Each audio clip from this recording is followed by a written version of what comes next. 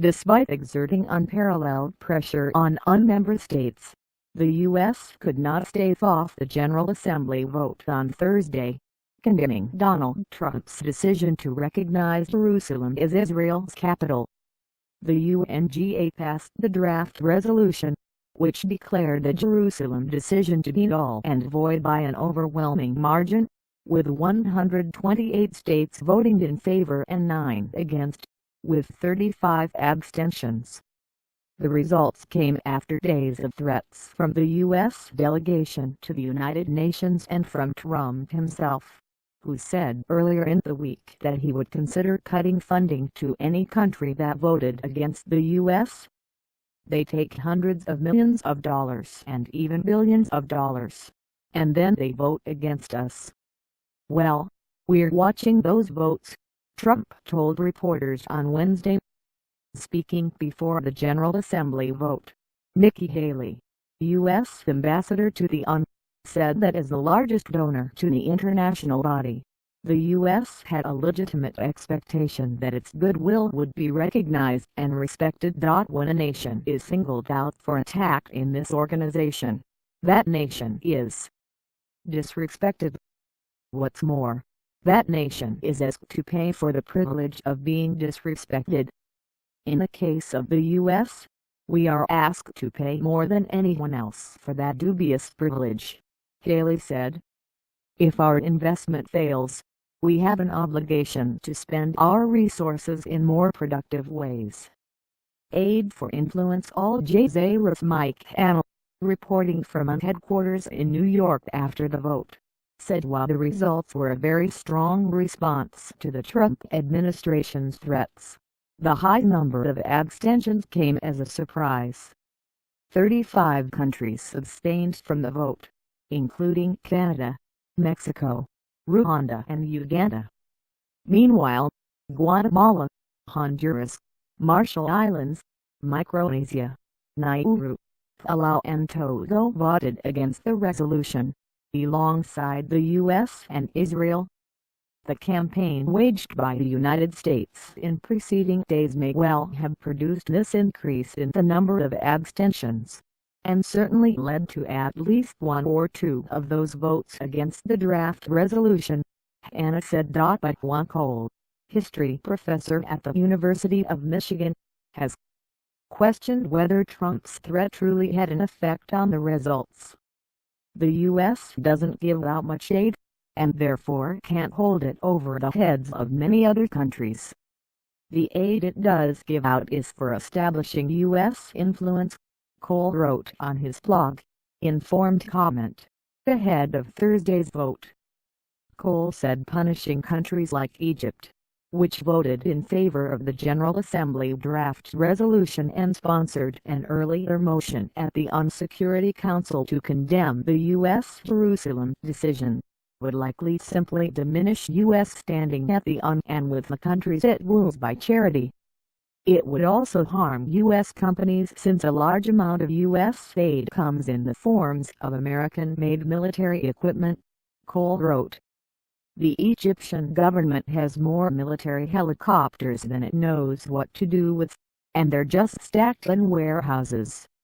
So the money actually went to U.S. arms manufacturers, and Egypt gets a fairly useless shiny military toy.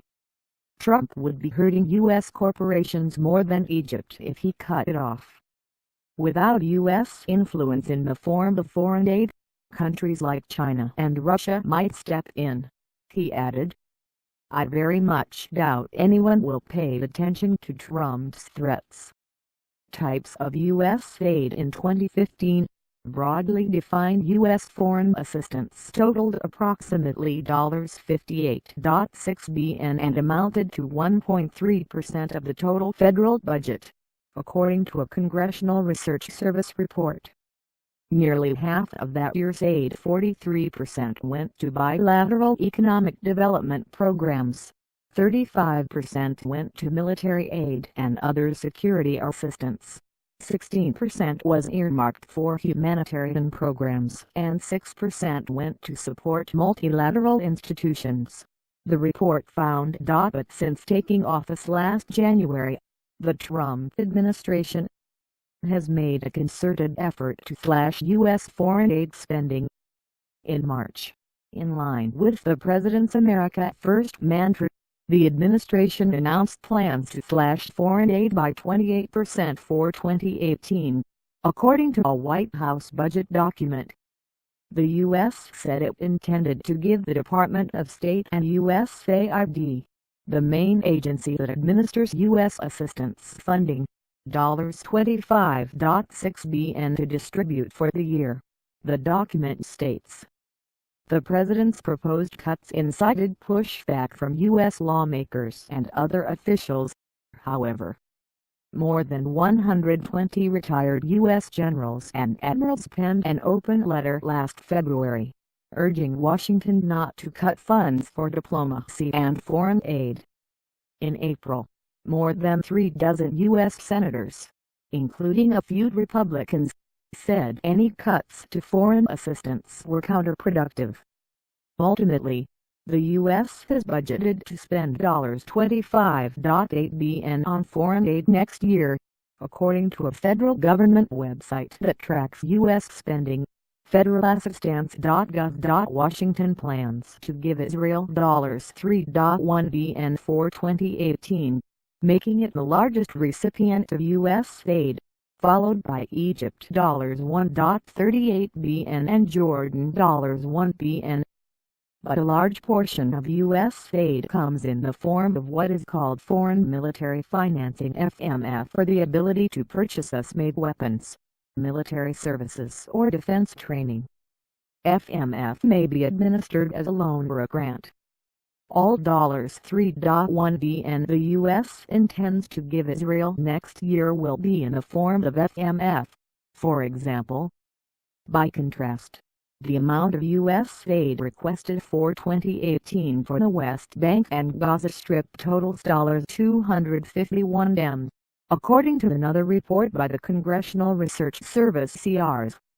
Lebanon $104 million, Yemen $35 million, Iraq $348 million, Syria $191 million, Tunisia $55 million, Morocco $16 million, Libya $31 million, Oman $3.5 million, Algeria $1.8 million, and Bahrain $800,000 are all set to receive considerably smaller amounts.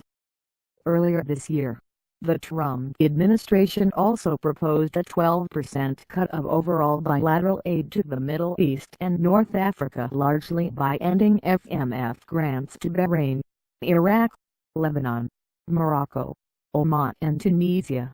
The CR's report stated. Self-mutilation. According to Rashid Pahlavi, the Edward Said Professor of Arab Studies at Columbia University, the Trump administration has, over the last few weeks, ushered in the end of 50 years of American dominance of the so-called peace process. It's a self-mutilation of a much-abused American role as mediator, Pahlavi told Al Jazeera just before the General Assembly vote. Trump announced he would recognize Jerusalem as Israel's capital on December 6 and that he planned to move the U.S. Embassy from Tel Aviv to the city, as well. The decision prompted widespread and ongoing protests around the world and condemnation from world leaders, including several traditional U.S. allies. The U.S. has brilliantly isolated itself, even more than was the case before, with Trump's action, Pahlavi said. Ray Jagger, Advocacy and Government Relations Director for the Middle East at Amnesty International USA, echoed Pahlavi. The Trump administration's bullying tactics will only serve to further isolate the United States on the global stage, Jagger said in a statement. Rather than threatening those who depend on U.S. aid, the Trump administration should abide by its legal obligations not to recognize an illegal situation and reverse its course on Jerusalem.